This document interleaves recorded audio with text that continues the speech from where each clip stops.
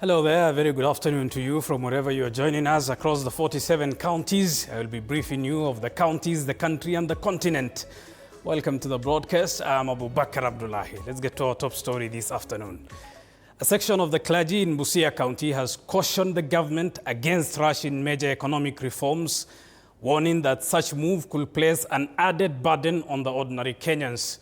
Church and Clergy Association of Kenya chairperson Bishop Hudson Denda says the country continues to lose significant public resources through corruption. Resources, he argues, could have been used to improve livelihoods. The cleric urged President William Ruto to first address pressing economic challenges facing citizens before pursuing broader development ambitions.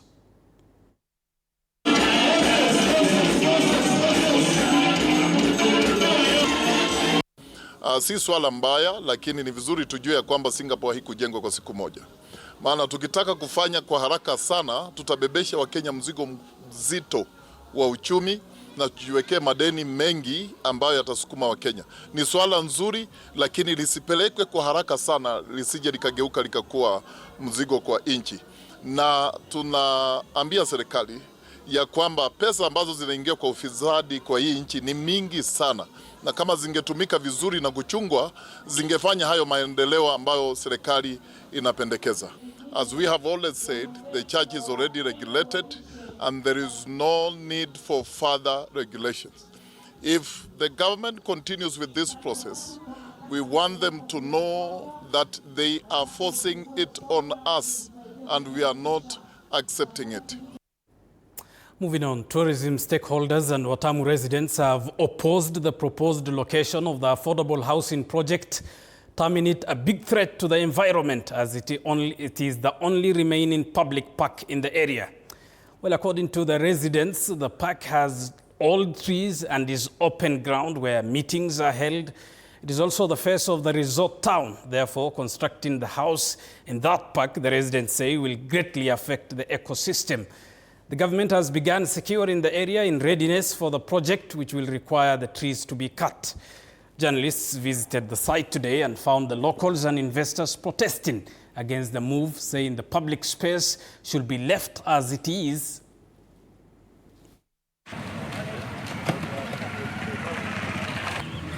Brings me great sorrow to see. Juzi nilikuja kufanya shopping kwa Carrefour, nikaona eneo letu la chifu limezungukwa na mabati. Nikakuwa very concerned, nikauliza, nikaambiwa kuwa tunajengewa affordable houses in Watamu. Kwa kweli nimefurahi sana kwa serikali kutaka kutujengea sisi watu wa Watamu affordable houses. Lakini hili eneo limejaa miti. Hapa ndio pahali pekee pamebakia Watamu ambapo kuna miti. Hapa ndo pahali wandazimu wanakuja kupumzika, watu wa taxi wana park magari zao hapo. So mimi ningeomba serikali kama mzaliwa wa Watamu watuachie hili eneo. Katika eneo la Watamu, hiyo ndio sehemu ambayo tumebakisha peke yake kimazingira. Na hii eneo wao wanataka kuweka unity 600, block ya 600 ambao itakuwa ni urongo. Hii haifiki hata 1 acre. Hapa Timbotaka tuko na 2 acres ni za serikali zimekaa bure. Hii site ambayo ni ya mradi ni site ambayo imekuwa ni mahali peke yake as a public area, mahali ambapo wananchi hupumzika, awe ana kazi hupumzika. Wananchi wa Kenya wote hapa hutumia hapa kama park, kama ilivyo Huru Park, ilivyo Mombasa kule mahali watu hupumzika. Changamoto ambayo watu wanaona ni kitu imekuja sio vile wanapendekeza. Na sisi hatupingi mradi. Hatupingi mradi. Mradi usawa, lakini alternative site ifanyike. I'm an investor in Watamu and I've been operating my business here for the last 35 years. It brings me great sorrow to see what is being planned right in front of a focal point where the tourists first arrive in Watamu, expecting a lovely beach holiday with lovely people, and all they're going to see is a block of ugly looking flats. What a shame, what an absolute shame. Moving on, ODM leaders led by the national chairperson, Governor Gladys Wanga, and Deputy Party leader, Senator Godfrey Osotsi, have visited the residence of the late Cyrus Girongo in Lugari constituency. The leaders have eulogized the former Lugari Member of Parliament and Cabinet Minister as a selfless leader who genuinely cared about the needs of the common mwananchi.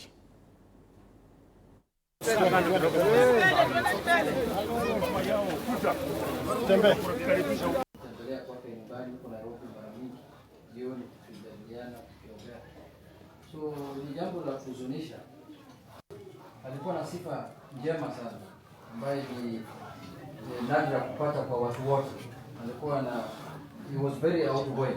Alikuwa na uhusiano na kila mtu vizuri.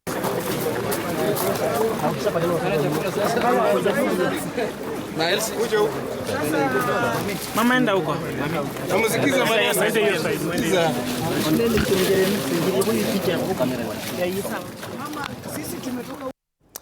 Elsewhere, justice stakeholders are calling for the expanded use of alternative dispute resolution mechanisms, saying it could significantly reduce court backlogs and prison congestion.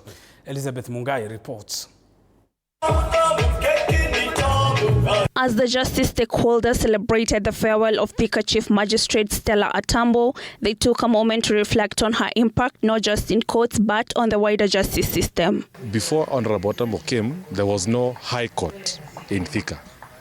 But through collaboration with the stakeholders, that is the members of Court Justice Committee and largely the Law Society of Kenya, we managed to have a high court in Thika. And based on that, we celebrate her tenure and her tour of duty in Thika law courts. But beyond the celebrations, the farewell also sparked a broader conversation touching on the growing numbers of inmates in the country and the pressure facing courts and correctional facilities. From where I sit on the bench, the cases that we see in court, actually half of those cases can be resolved by way of alternative disputes resolution, be court annexed mediation, be it informal mediation, be it negotiations, reconciliations. And at Thika Law Courts, we've adopted that approach, and each court has their own ADR register so that we are able to tell how we are doing in terms of persuading parties to get a solution for themselves, by themselves, for themselves. Justice stakeholders urged Kenyans to embrace alternative dispute resolutions or ADR as a practical way of easing congestion in prisons, and they also noted that many cases currently before courts do not warrant custodial sentences and could instead be resolved outside the formal legal process. For the imprisonment is meted in any convict, any offender, then other alternative to imprisonment must be exhausted, which is provided in our law books. And that way, the prison figures will be greatly reduced, and prison will be only left with for hardcore criminals. As she exits Thika, Atambo is set to take up her new posting at the Kibera Law Courts, leaving behind a legacy many say reshaped access to justice in Thika. Elizabeth Mungai for TV47, Nairobi. Elsewhere, universities say concerns surrounding the new higher education funding model are being addressed as reforms continue to shift the system towards a more student-centric approach. Following early complaints over the banding and fairness, institutions say the model has since been refined, with students now assessed individually rather than group. Under the revised system, universities are adjusting their strategies by expanding market-driven programs and boosting enrollment to remain financially sustainable. At the Cooperative University, officials say the introduction of relevant and in-demand courses have helped the institution remain stable as the funding framework continues to evolve. So these are the 5 things that we might use. The School of Computing and Mathematics at the university has continued to develop programs that resonate with the changing landscape in the areas of computing and technology, programs that reflect the needs of the labor market, programs that cut across the areas of artificial intelligence, areas of data science, computer science, artificial intelligence, actuarial sciences, applied statistics and economics, and these programs have continued to attract good numbers. This university has made, and the strides it has made in academics. We celebrated our 10th graduation on 5th of December 2025, where 2,520 graduates were awarded various certificates, diplomas, degrees, masters, and for the first time we had PhDs awarded by this university. Well, still on matters education, and Mount Kenya University has once again demonstrated its commitment to excellence by winning the Award of Excellence in Higher Education and Innovation at the Pride of Kenya Awards 2025. Now, Professor Peter Wanderi says the award highlights the university's outstanding contribution to quality education, research, innovation, and community impact, both nationally and beyond, adding that the award will inspire Mount Kenya University to continue leading in different innovations, shaping the future of higher education in the country. Kenya University for winning that amazing. The Pride of Kenya 2025 Awards, where we have been recognized and awarded in recognition for excellence in higher education and innovation in Kenya. An award we are very proud to receive as an institution of higher learning that believes and practices innovation in education. We are really proud for this particular award, especially confirming what you have been doing, and the good efforts we have been putting in making sure that our students and our youths gain employability skills. We appreciate this award for the fact that we have got many programs that we run, focusing on entrepreneurial skills. One of it is called the Africa Meets Bavaria program, where we train students on digital product development, and then you're able to link them to other markets across Europe. Mount Kenya University has acquired a humanoid robot, Walker E, humanoid robot, which will boost innovation at the university. It's the first university in Kenya to acquire such a robot, and actually there are only about 3 other robots of that nature in Africa. This award will improve the visibility of Mount Kenya University as an innovation hub and as a center of excellence for innovation, not only in Kenya but also in Africa. It is also in tandem with our vision and mission, and we appreciate so much. We appreciate the fact that the university has done so much, and especially with the director in charge of innovation, together with the academic division. A lot has gone into the area of innovation, and therefore this is highly appreciated. Well, congratulations to the region's largest private university. Elsewhere, the government has been urged to reduce taxes and tariffs on construction material to help make housing more affordable for Kenyans. The call was made during the handover of over 30 newly completed houses along Kenyatta Road in Kiambu County, where homeowners and developers said high taxation on building materials continue to push housing costs beyond the reach of many. Industry players say that easing taxes on construction input will enable developers to build more lower-cost houses, expanding access to home ownership. They also encourage the adoption of flexible payment for plans, particularly for young people, as a pathway to owning homes. I say a home is a basic need. Regardless of anything else, everybody must require a home to live or exist in this beautiful planet of ours. But again, with Wheelstone Homes, we make the unforeseen reality come into the real limelight, because at the end of the day, we want you to believe in yourself first, that you can own a home irrespective of how much you're earning. Ningependa kuomba serikali wapunguze hizi tax za vitu za mjengo, ndio kila mtu aweze kujishindia mahali panaitwa nyumbani. Sasa kama mimi ningeulizwa hizi vitu za ujenzi zote zingekuwa zero rated, watu wote waweza kununua manyumba, wasiwe wanaendelea na hii mambo ya kurentisha, sababu hiyo inarudisha watu nyuma, inafanya watu hata umasikini.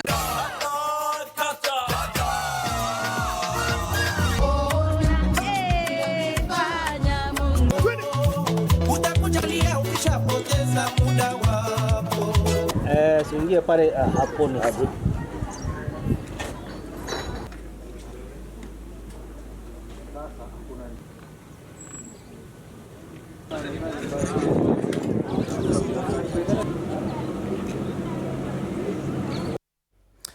Elsewhere, Kenyans, particularly motorists and motorcyclists, have been urged to strictly adhere to traffic rules during the festive season to prevent road accidents. The National Transport and Safety Authority, NTSA, has cautioned drivers and motorcycle operators against speeding, drunk driving and operating unroadworthy vehicles. In a bid to enhance safety, NTSA has intensified operations nationwide by deploying additional patrols, conducting vehicles inspections, monitoring public service vehicles, and rolling out extensive road safety education and campaigns across highways and urban centers. It further called for vigilance and compliance with traffic laws to safeguard lives as road usage surges during the festive season.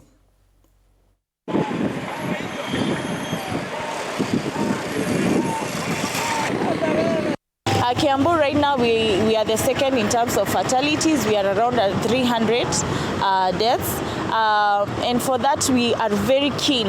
It's our major priority to do what we need to do to ensure that the accidents go down.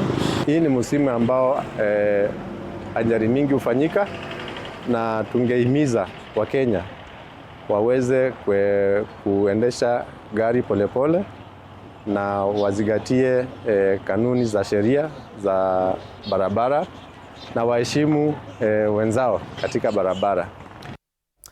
Now, graduates from foreign language training institutions are calling for stronger government support for language skills, saying limited proficiency continues to expose Kenyans seeking work abroad to travel and employment challenges. Well, speaking during a graduation ceremony, the graduates cited cases of Kenyans being turned back at international airports, including Dubai, due to language barriers. They urged the government to consider structured language training frameworks, expand collaboration with foreign missions, and align skills training with labor operations both locally and abroad.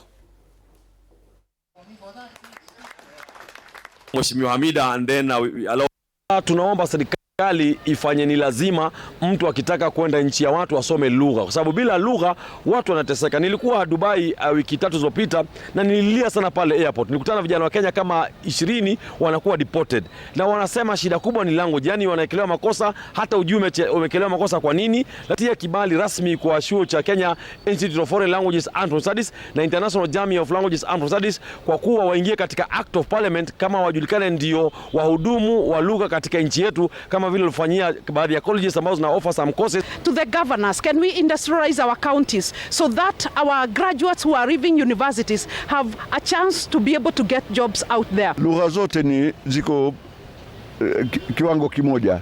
Hakuna lugha bora na hakuna lugha ambayo ni ya chini. What I got from learning Russian is the government should partner with more embassies to offer more languages. And yeah, they should promote it to more youth. Moving on, religious leaders from the North Rift region have raised concern over the rising cases of banditry, killings, livestock theft, and political incitement along the volatile borders of Turkana, West Pokot, and Tiaty, warning that insecurity continues to threaten peaceful coexistence and economic livelihoods. Well, speaking in Kapenguria, the leaders said persistent violence in the Turkwel belt and the Kerio Valley has led to loss of lives, destruction of property, and deepening mistrust among neighboring communities. Nimekuja kuona kwamba amani haipatikani tu kwa kukaa chini. Tumeamua kwamba ili tuweze kupata amani, tukutane, tuzungumze, na ili tuweze kuona kwamba Mungu ametusaidia tuishi kwa amani. We've been working with political leaders, we are working with religious leaders, we are working with government and non-government institutions and the communities at the national level, at the county level, sub-county level, at grassroots level, to continuously harness peace in the regions, in all the regions in Kenya. For us, peace is a continuous process. This is something that we do on a continuous basis. Ningependa jambo hili ianze viongozi wetu ambao walichaguliwa katika kutuwakilisha sisi na katika kutuongoza sisi. jambo hili wao wenyewe waanze wao wenyewe katika nafsi zao, waonyeshe kwamba wao wenyewe wanawatakia watu wao amani.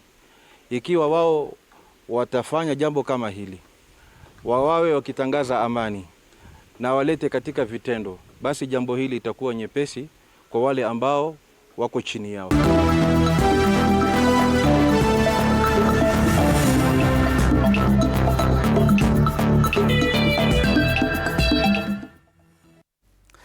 Let's get to the world of sports now, and with just hours before the 2025 Africa Cup of Nations officially begins, pitting 24 countries, anticipation is building in Morocco. The host country will play against Comoros in the opening match tonight, hoping to clinch the title again since 1976. Stanley Nyaringita unpacks the AFCON 2025. The atmosphere has been electric in Morocco, with various teams jetting in, ready for the opening whistle on the 21st of December. The host country, also known as Atlas Lions, is set to play its opening match against Comoros in the Group A game at the Prince Moulay Abdallah Stadium, in what will be a race for the coveted title they last held in 1976.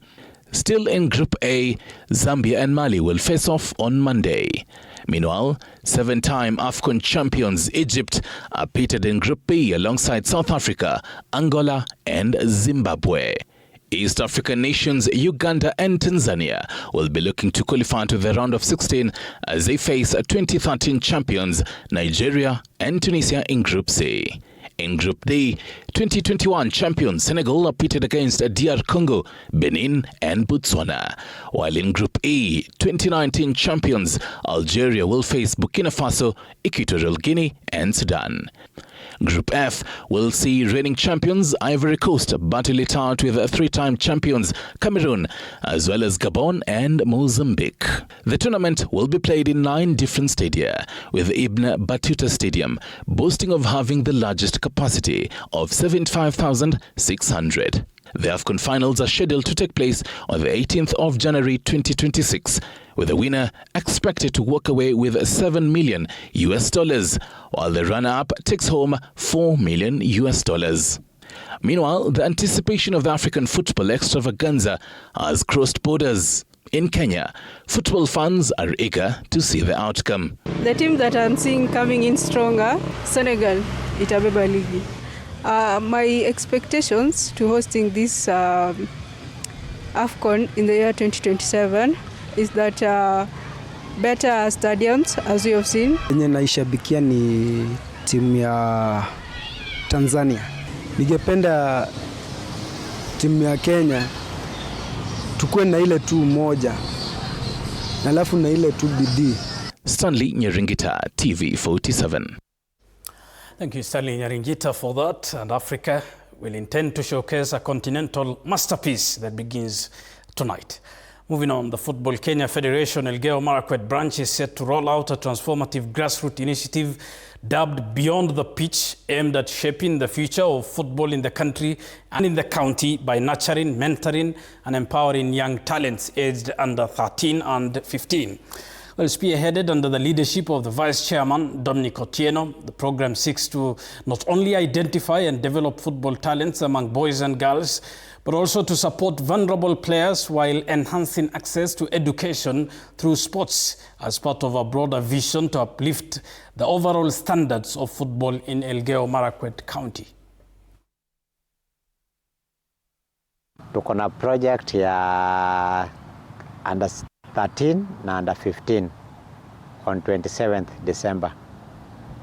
Na hii project tumeona ni muhimu kama sisi watu wa FKF Elgeyo Marakwet, juu tunataka tuneche talent, na kunecha talent inaanzia watoto. That's why tumesema tusikose kunecha talent, na tumepewa hiyo nafasi ya kuongoza under 13 na under 15. Sana sana hapo ndio mali penye FIFA inatambua, na ndio sisi naye tukue na team strong, lazima tuanzie chini.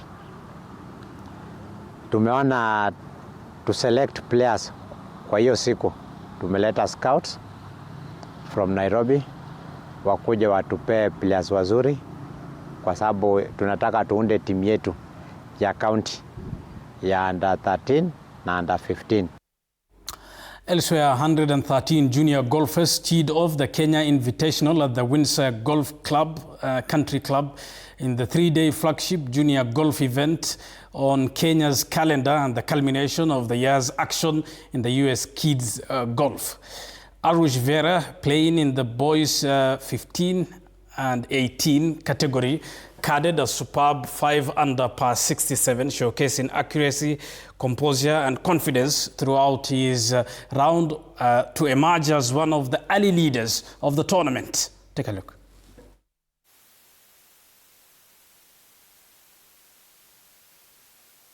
Impressed with the conditions of everything. However, some of the greens I could tell were going through some like repairs and stuff like that, which on number 17 kind of set me back a little bit, but other than that it was quite a good call. My game plan was just to focus, to stay solid, because we still have 2 more days after this and I can still get better and improve, but it was just to like stay calm, stay focused, and don't like, if I play well, get into my head and mess it all up.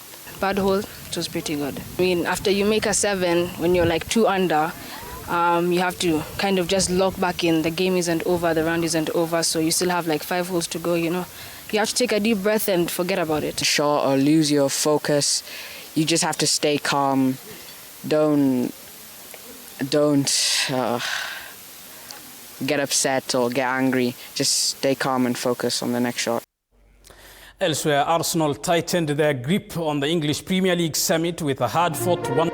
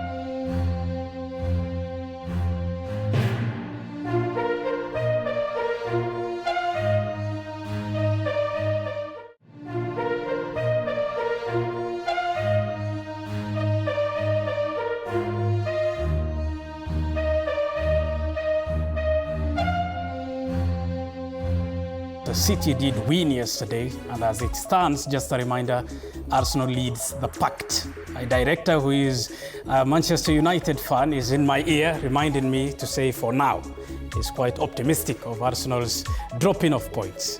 Thanks for watching. I'm Abubakar Abdullahi on behalf of the entire team that made this production possible. Bye for now. See you in our subsequent bulletins.